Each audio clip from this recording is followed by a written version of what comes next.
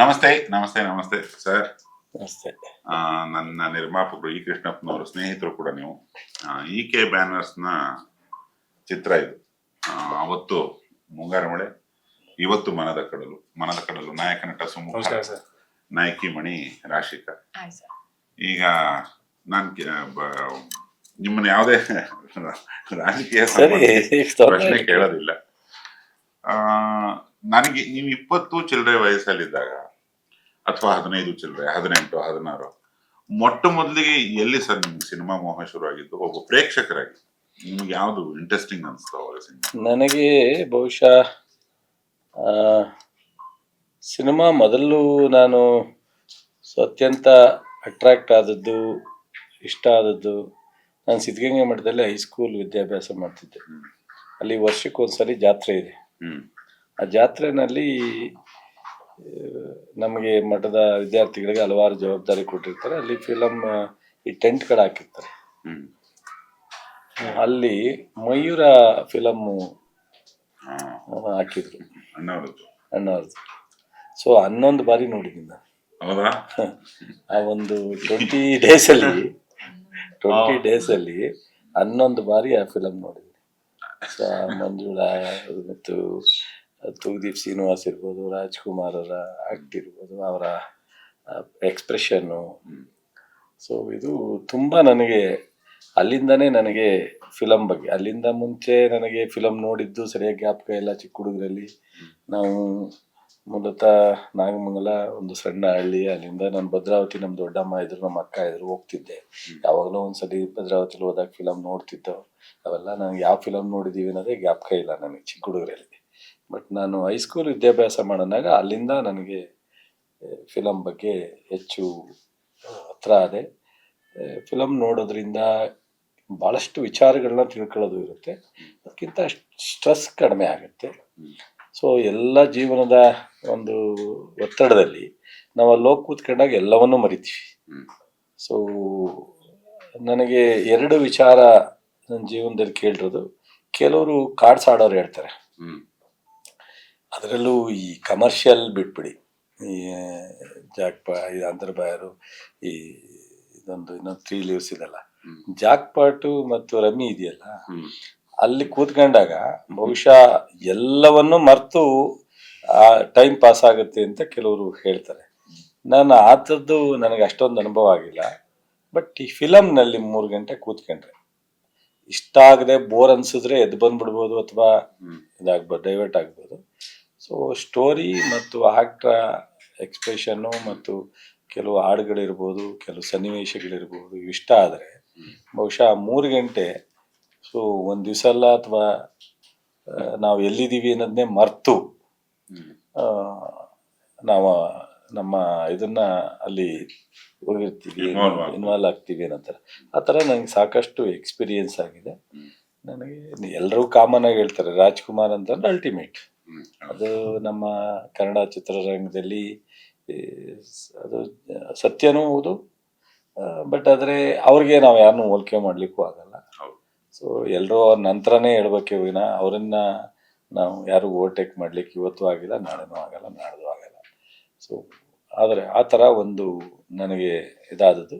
ಅದಾದಮೇಲೆ ನಾವು ಸ್ವಲ್ಪ ಕಾಲೇಜು ದಿನಗಳಲ್ಲಿ ಯಾವುದನ್ನ ಮುಗಿಬಿದ್ದು ನೋಡಿದ್ದು ನೀವು? ನಾನು ಬಹುಶಃ ಡಿಪ್ಲೊಮಾ ಕಾಲೇಜಿಗೆ ಬಂದೆ KR ಪೇಟೆ. ಅಲ್ಲಿ ನಾವು ಒಂದು ಫಿಲಮ್ನು ಬಿಡ್ತಾ ಇರಲಿಲ್ಲ. ಫಸ್ಟ್ ಶೋ 1-2 ಥಿಯೇಟ್ರ್ ಇತ್ತು, ಎಲ್ಲವನ್ನೂ ನೋಡ್ತಿದ್ದೋ, ಯಾವ್ದು ಬಂದ್ರು ನೋಡ್ತಿದ್ದೋ. ಆಮೇಲೆ ಅದಕ್ಕಿಂತ ಹೆಚ್ಚಾಗಿ ನಾನು ಮೈಸೂರಿಗೆ ಬರ್ತಿದ್ದೆ ಅಲ್ಲಿಂದ. ಸೊ ಅದು ಆ 3 ವರ್ಷ ಡಿಪ್ಲೊಮಾ ಎಜುಕೇಷನ್ ಟೈಮು. ಅದಾದ್ಮೇಲೆ ನಾನು ಕಾಂಟ್ರಾಕ್ಟ್ ಸ್ಟಾರ್ಟ್ ಮಾಡಿದೆ. ನಾವು ಮೈಸೂರಿಗೆ ಬಂದು ನಮ್ಮ ಕೆಲಸ ಏನಂದ್ರೆ, ಬೆಳಗ್ಗೆ ಫಸ್ಟ್ ಬುಲೆಟ್ ಇಟ್ಕೊಂಡಿದ್ದೆ ನಾನು. ಬಂದು ಬುಲೆಟ್ನ ಸರ್ವಿಸಿಗೆ ಬಿಟ್ಬಿಟ್ಟು 3 ಫಿಲಮ್ ನೋಡ್ತಿದ್ದೆ ನಾನು. ಸೊ ಫಸ್ಟ್ ಶೋ, ಇದು ಮಾರ್ನಿಂಗ್ ಶೋ, ಮಧ್ಯಾಹ್ನ, ಈವ್ನಿಂಗ್ ನೋಡಿ ರಾತ್ರಿ ಹೋಗೋದು, ಇಲ್ಲ ರಾತ್ರಿ ಮಲಗಿದ್ದು ಬೆಳಿಗ್ಗೆ ಎದ್ದು. ಮೈಸೂರಿಗೆ ಬಂದರೆ 3 ಶೋ, 2 ಅಂತೂ ಕಂಪಲ್ಸರಿ, 3ನೇ ಟೈಮ್ ಅವಕಾಶ ಆದರೆ 3ನೇ ಶೋ.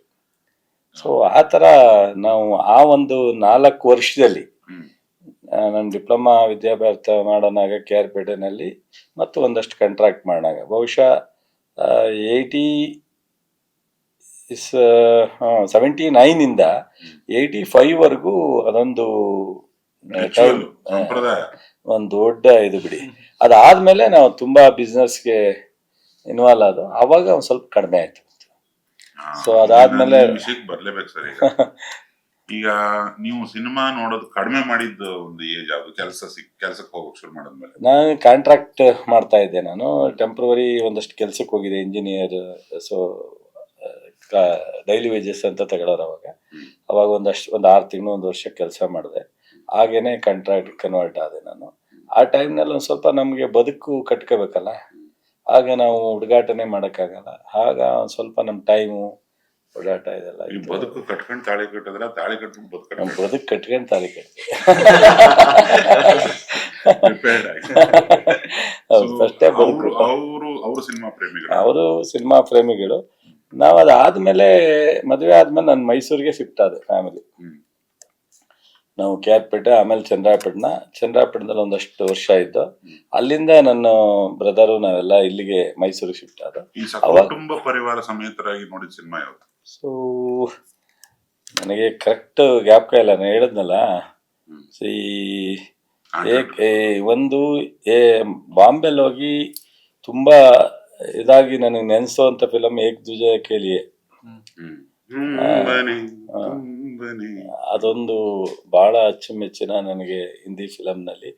ನಾನು ಚಿಕ್ಕ ಏಜಲ್ಲಿ ನೋಡಿ ನನಗೆ ಎಂಟ್ರಿ ಆಗಿದೆ ಕಮಲ್ ಹಾಸನ್ ಫಿಲಮ್ಮು. ಸೊ ಇಲ್ಲಿ ವಿಷ್ಣುವರ್ಧನ್ ಫಿಲಮ್ಮು, ಈ ನಮಗೆ ಇದಿದೆಯಲ್ಲ ಯಾವುದು ಒಂದು ಸುವಾಸಿನಿ, ಬಂಧನ, ಮುತ್ತಿನ ಹಾರ, ಬಂಧನ ಫಿಲಮ್ಮು, ಇವೆಲ್ಲ ರಾಜ್ಕುಮಾರ್ ಅಂತ. ಸೊ ಅದಂತೂ ತುಂಬಾ, ಅದನ್ನು ಫ್ರೀಕ್ವೆಂಟ್ಲಿ ನೋಡಿದ್ದೀನಿ ಇದನ್ನ. ಸೊ ಈ ಥರದ್ದು ಸುಮಾರು ಫಿಲಮ್ಮು, ಜೈ ಜಗದೀಶ್ ಒಂದು 2-3 ಫಿಲಮ್ಗಳು, ಶಂಕರ್ ನಾಗ್ ಫಿಲಮ್ಗಳು. ಸೊ ಇವೆಲ್ಲ ಹಾಗಾಗಿ ನನಗೆ ಸಾಕಷ್ಟು ಫಿಲಮ್ ನೋಡಿದ್ದೀನಿ. ಇಲ್ಲಿ ಮೈಸೂರು ಶಿಫ್ಟ್ ಆದಾಗ ನನಗೆ ಒಂಥರ ಅದು ಕಾಂಟ್ರಾಕ್ಟ್ ಮಾಡ್ತಿದ್ದೆ. ಆಮೇಲೆ ರಾಜಕೀಯಕ್ಕೆ ಹೋದಾಗ ನನಗೆ ತಾಲೂಕು ಬಂದು ನಾಗಮಂಗಲ, ಸ್ಟೇಟ್ ಬೆಂಗಳೂರಿನಲ್ಲಿ. ಮೈಸೂರು ಅಂದರೆ ರೆಸ್ಟ್ಗೆ ಬರೋದು. ನಾನು ಇವೆರಡೂ ನೋಡ್ಕೊಂಡು ಇಲ್ಲಿಗೆ ಬಂದರೆ 1 ದಿವಸನ 2 ದಿವಸನ ಇದ್ದರೆ ಅವಾಗ ನನಗೇನು ಕೆಲಸ ಇರ್ತಿರ್ಲಿಲ್ಲ. ಇಲ್ಲಿ ಯಾರು ಡಿಸ್ಟರ್ಬು ಮಾಡ್ತಿರ್ಲಿಲ್ಲ. ನಿದ್ದೆ ಮಾಡೋದು, ಅದು ಬಿಟ್ಟರೆ ಫಿಲಮ್ ನೋಡೋದು. ಸೊ ನನಗೆ ಫ್ಯಾಮಿಲಿ ಜೊತೆ ಸರ್, ಒಬ್ಬ ನೀವು ಮಂತ್ರಿವರ್ಯರು, ನಿಮ್ಮ ಸಮಾಜದಲ್ಲಿ ಏನೇ ಇರಬಹುದು, ಒಬ್ಬ ಕನ್ನಡ ಪ್ರೇಕ್ಷಕ ಆಗಿ ಮಾತಾಡಿದ್ರಲ್ಲ, ಅದು ನಮ್ಮ ಇಡೀ ತಂಡಕ್ಕೆ ಭಯಂಕರ ಖುಷಿ ಕೊಡುತ್ತೆ. ಯಾಕಂದ್ರೆ ಈಗ ನೀವೊಂದು 30-35 ಸಂಸಾರ, ಜವಾಬ್ದಾರಿ, ರಾಜಕಾರಣ, ವ್ಯಾಪಾರ ಅಂತ ಮುಂದುವರೆದ ಮೇಲೆ, ಕೆಲಸ ಜಾಸ್ತಿ ಆದ್ಮೇಲೆ ಸಿನಿಮಾ ನೋಡೋದ್ ಬಿಟ್ಟಿರ್ತೀರಿ. 40 ಕಡಿಮೆ ಮಾಡಿದ್ದೀನಿ, ಕಡಿಮೆ ಆಗಿರುತ್ತೆ. ಇವಾಗ 15-20ಕ್ಕೆ ಕಡಿಮೆ ಆಗ್ತಾ ಇದೆ ಸರ್. ಅದು ಅಂದ್ರೆ ಮೊಬೈಲ್ ಅಲ್ಲಿ ಬಂದ್ಬಿಡುತ್ತೆ. ಆಕ್ಚುಲಿ ತಪ್ಪಿದೆ. ಈಗ ಒಂದಷ್ಟು ಫಿಲಮ್ ಬಗ್ಗೆ ಮತ್ತು ಕೆಲವಾರು ಕಾರಣಕ್ಕೆ ಜನರಿಗೆ ಬೇರೆ ಬೇರೆ ಡಿವಿಯೇಷನ್ ತಗೋಬೋದು. ಈ ಕನ್ನಡ ಚಿತ್ರರಂಗವನ್ನ ನಾವು ನೋಡೋದಿದೆಯಲ್ಲ, ಸಾಕಷ್ಟು ಯುವಕರು ಬದಲಾವಣೆ ಆಗ್ತಾರೆ, ಸಂಸಾರದಲ್ಲಿ ಸಾಕಷ್ಟು ಬದಲಾವಣೆ ಆಗುತ್ತೆ, ಮತ್ತು ವೈಯಕ್ತಿಕವಾದಂಥ ಪ್ರೆಷರ್ ಇರ್ತದಲ್ಲ, ಅವರಿಗೆ ರಿಲೀಫ್ ಸಿಗುತ್ತೆ. ಸೊ ಕೆಲವು ಸ್ಟೋರಿಗಳ ಮೇಲೆಲ್ಲ ಈಗ ಅದು ಕಾಲ್ಪನಿಕ ಸ್ಟೋರಿನೇ ಇರಬಹುದು, ಬಟ್ ಆದರೆ ಅದನ್ನ ನಾವು ಕೆಲವು ಮೈಗೂಡಿಸ್ಕೊಳ್ಳುವಂತ ಅವಶ್ಯಕತೆನೂ ಇರುತ್ತೆ. ಅಲ್ಲಲ್ಲ, ನಾನು ಹೇಳ್ತಿರೋದು 20 ಚಿಲ್ಲರೆ ವಯಸ್ಸಿಗೆ ಮಾರ್ನಿಂಗ್ ಶೋ ನೋಡಿ, ಮ್ಯಾಟ್ನಿ ನೋಡಿ, ಈವ್ನಿಂಗ್ ಶೋ ನೋಡುವಂತ ಒಂದು ರೊಚ್ಚಿತ್ತಲ್ಲ, ಅದು ಈಗ ಕಡಿಮೆ ಆಗಿದೆ ಅಂತ. ಆ ರೊಚ್ಚು ಎಲ್ಲಾ ಕಡೆ ಡಿವೈಡ್ ಮೊಬೈಲ್ಗಳಲ್ಲಿ ನೋಡ್ಕೋತಾರೆ, ಟಿವಿ, ಈಗ ಏನೇ ಬಂದ್ರು ಅದನ್ನ ಮತ್ತೆ ಶುರು ಮಾಡಿಸ್ಬೇಕು ಸರ್ ನಾವೀಗ. ಹೌದು, ಈಗ ಅದಕ್ಕೋಸ್ಕರ ನೀವು ಈಗ ನಮಗೆ ನಮ್ಮ ತಂಡಕ್ಕೆ ಮಾತು ಕೊಡ್ಬೇಕು. ಸಿನಿಮಾ ನೋಡ್ತೀನಿ, 100ಕ್ಕೆ 100 ಜೊತೆ ನೋಡ್ಬೇಕು. ಮಗಳ ಏನು ನಾಯಕ ನಟ. ನೀವು ನಮ್ಗೆ ಮಾರ್ಚ್ 28 ನೀವು ನಮ್ಮ ನಿರ್ಮಾಪಕರ ಸ್ನೇಹಿತರು ಕೂಡ ತುಂಬಾ ಅಂದ್ರೆ ತುಂಬಾ ಸಂತೋಷ ಆಗಿದೆ ನನಗೆ. ಈ ಕೃಷ್ಣಪ್ಪನವರು ಒಂದ್ ರೀತಿ ಫ್ಯಾಮಿಲಿ ಮ್ಯಾನ್. ನನಗೆ ಫ್ರೆಂಡು, ಸ್ನೇಹಿತರು ಅಥವಾ ಲೀಡರ್ ಅನ್ನೋದಕ್ಕಿಂತ ಹೆಚ್ಚಾಗಿ ನನಗೆ ಅತ್ಯಂತ ಭಾಳ ನಮ್ಮ ಅಣ್ಣ ಲಕ್ಷ್ಮೀಕಾಂತ್ ಇದ್ದಾರೆ, ಅವರು ನಾನು ಎಲ್ಲ ನಮ್ಮ ಫ್ಯಾಮಿಲಿ ಒಂಥರ ಫ್ಯಾಮಿಲಿ ಇದ್ದಂಗೆ. ಅವ್ರ ಬಗ್ಗೆ ತುಂಬ ನನಗೆ ವಿಶ್ವಾಸ ಇದೆ. ಸೊ ಒಂದೇ ಕಡೆ ಕೆಲಸ ರಾಜಕಾರಣ ಮಾಡಿದವರು ನಾವೆಲ್ಲ. ಸೊ ಈಗ ನಾನು ಬೇರೆ ಪಾರ್ಟಿಲಿದ್ದೀನಿ, ಅವ್ರು ಬೇರೆ ಪಾರ್ಟಿಲಿದ್ದಾರೆ. ಅವ್ರು ರಾಜಕಾರಣನೇ ಕಡಿಮೆ ಮಾಡ್ಕೊಂಡಿದ್ದಾರೆ. ಸೊ ಈ ಮುಂಗಾರು ಮಳೆ ತೆಗೆದ್ರಲ್ಲ ಅವರು, ಅದೊಂದು ಹಿಸ್ಟ್ರಿನೇ.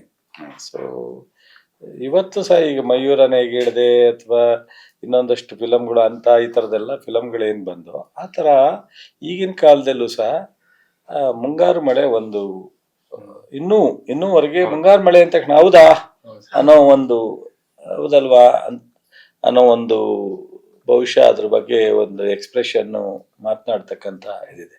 ಸೊ ಅದು ಏನೋ ಒಂದು ಅವ್ರು ಹೇಳ್ತಿದ್ರು, ನಾವು ಅಷ್ಟು ಸೀರಿಯಸ್ ಆಗಿ ಇದು ರೀಚ್ ಆಗುತ್ತೆ ಅಂತ ನಾವು ಅನ್ಕೊಂಡೇ ಇರಲಿಲ್ಲ. ಆದ್ಮೇಲೆ ಗೊತ್ತಾಯ್ತು ನಮಗೆ ಇಷ್ಟೊಂದು ದೊಡ್ಡ ಪ್ರಮಾಣಕ್ಕೆ ನಾವು ರೀಚ್ ಆಯ್ತು ಅಂತ ಹೇಳಿ. ಅದು ಮುಂಗಾರು ಮಳೆ ಅತ್ಯಂತ ದೊಡ್ಡ ಒಂದು ಹೆಸರನ್ನ ಗಳಿಸ್ತು, ಜನಕ್ಕೆ ರೀಚ್ ಆಯ್ತು, ಜನರನ್ನು ಸಹ ಎಂಜಾಯ್ ಈಗ ಮಾಡಿದ್ರು. ಅದೇ ಆಗ್ಬೇಕು ಸರ್. So, ಅವತ್ತು ಮುಂಗಾರು ಮಳೆ, ಇವತ್ತು ಮನದ ಕಡಲು ಅಂತ ಹೇಳಿ ಈಗ ನಾವು ಈ ಉತ್ತರ ಮನದ ಕಾರ್ಯಕ್ರಮ ಕಡಲ ಬಗ್ಗೆನೂ ಸಹ ಅವರು ಅನೇಕ ದಿವಸ ಫಿಲಮ್ ಪ್ರೊಡ್ಯೂಸ್ ಮಾಡೋದು ಬೇಡ ಬೇಡ ಅನ್ಕೊಂಡು ಏನೋ ಮಾಡಿ ಇದನ್ನ ಮಾಡಿದ್ದಾರೆ. ಬಹುಶಃ ನೀವು ಇದೀರಾ, ಅವರು ಆಸಕ್ತಿ ವಹಿಸಿದ್ದಾರೆ ಅಂದ್ರೆ ಈ ಹೊಸ ಹುಡುಗರು ನಮ್ಮ ಹೀರೋಯಿನನ್ನ ಬಹುಶಃ ಮುಂದೆ ಸಕ್ಸಸ್ ಲೈನಲ್ಲಿ ಹೋಗುವಂತ ಒಂದು ಮಟ್ಟಕ್ಕೆ ಕೃಷ್ಣಪ್ಪನವರು ನಿಮ್ಮಿಂದ ಇಬ್ಬರಿಗೂ ಈ ಒಂದು ಉದ್ಯಮಿ ಕೈ ಹಿಡಿಯುತ್ತೆ ಅಂತ ಅನ್ಕೊಂಡಿದ್ದೀನಿ ನಾನು.